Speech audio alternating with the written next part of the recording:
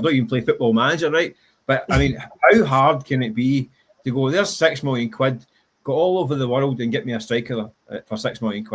Start the process in October, start making the phone calls, start sending the flowers to their mums and all that stuff, and get the ball rolling and get them in January 1st. How hard can it be? Clubs, I mean, every other club in the world can somehow manage it, but Celtic seem to get themselves in an absolute tangle over strikers. It's now third window. I've been unable to get a striker in the door. Albeit they have signed 3 strikers in the last year, but any actual was a lastminute.com phone call from Rodgers to try and get it sorted after the window was shut. And then you get 2 guys who are, I mean, beyond, I mean, a young kid from Academy at Fulham, Osmond, and then Shin Yamada, which will go down as one of the big mysteries in Celtic's recent history. Nowhere near good enough.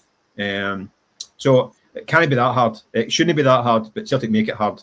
And it's now, they say, clock is ticking. And now, whoever signs now can't play Scottish Cup Sunday, Auchinleck, the banana skin at Auchinleck. Can't play in Europe next week against Bologna, which is obviously a big game. And then you come back from Bologna, probably have one training session, and it's Hearts, like Tynecastle, which a game Celtic cannot afford to lose, or it could be game over in terms of the title race. I mean, it seems to me a little bit remiss not having a striker on board by this point. But this is where Celtic, this is the way they're operating at the moment, or not operating. Is there any, just before I go on to Rangers, is there even any whispers, Mick? Is there even any sort of rumours in the background about Celtic? Listen, there's plenty of names bouncing about. I mean, we've seen plenty of names going about. I mean, obviously the Mohamed Bamba one's been about. Bowie's, I don't think Bowie's another one. If you're Hibs, you'd be absolutely holding somebody to ransom, wouldn't you? Because I know they're desperate. So I don't know that one. I mean, the Kovacevic, is it Selji? I mean, a guy who looks to be on a hot streak, but have not had much pedigree before that. But Celtic have done that before. The guys that have been in hot streaks, some have worked. Jackie Marcus was on a hot streak with Vengalo, and did come in, did well. But then they signed Vacuum Bayu, who's on a hot streak in Slovenia or something like that. Didn't work out so well. So that's, I mean, that looks like a relatively cheap one at a couple of £1 million for him. But 26, being a million clubs around the world, Korea and all that stuff. Yang apparently scored more goals than him one season in Korea, actually. Funny enough. So that one is it Philip Atelli at Basel. He plays on the wing.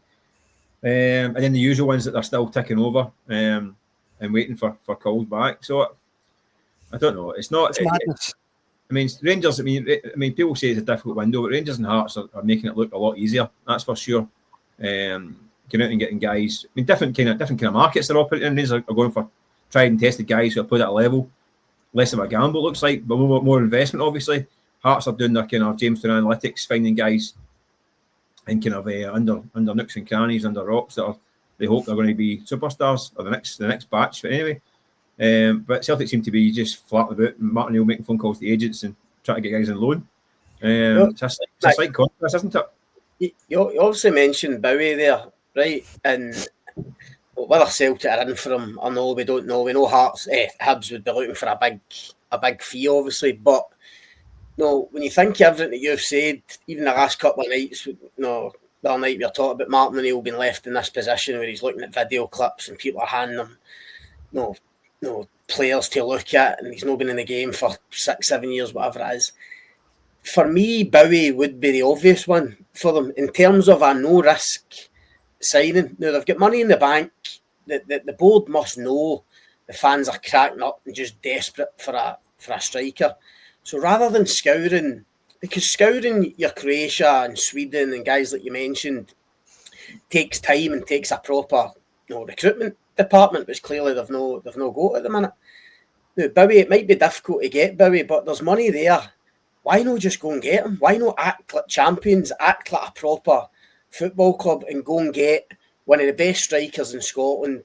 His profile is such that you're not going to make a loss on Kieron Bowie. I wouldn't have thought. You're not going to sign him for that and no get money back or no be able to sell him on. You look at his age and his talent and what he's done at Hibs already.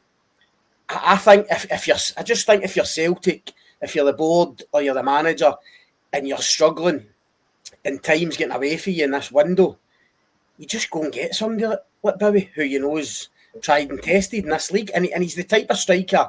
I think they need where he's got a bit of everything. He's not just a target man. No, he's not just a penalty box poacher. He's got a bit of everything. I think he walks into that team and you get Maeda back in the left-hand side and suddenly Celtic look a different proposition in the final third. I totally agree with you, Scott, though. I think that it came down to how much you'd have to be spending for them. So if you're Hibs, you are thinking this lot are flapping about here. Yes. Plus, I mean, I don't know. I mean, I'm led to believe there's a pretty hefty sell-on. We go back to Fulham from Hibs as well. I mean, the fee for Bowie, I mean, Thomas is there. The fee that's been bandied about on social media is £6.5 million. Well, I mean, that does sound like a lot, but well, if you say £6 million, I mean, I mean, 30-40% go to Fulham. They paid, what did they pay for him? Up to £1 million or something like that. All of a sudden, that profit is only a couple £1 million for a guy who's probably one of our best young talents in Scotland. Yeah. All of a sudden, that's not appealing to Hibs to make £2 million on a guy who, if he sits tight for another season, might go to the Championship for 10. Do you know what I mean? Or go to that kind of level for I'd say for 11 or 12 million quid. He's only 23 and he's had a few injury issues. He's only just getting started, Kieron. But I agree with Scott. I think that's the kind of guy listen, that's the kind of guy that should have been signed 12 months ago by Celtic. Exactly. But they missed the boat because of, again, their recruitment and scouting is all over the place. So they missed the boat already on him. So now, I mean, if you're Hibs, you're sitting back and going like, flip up and up and up with the fee. This is our asset. This is the guy who's going to make us 10 million quid in 18 months. So why am I going to sell him to you for 6 now and hand half it to Fulham? Yeah. It doesn't make any sense. It doesn't make sense to me for Hibs.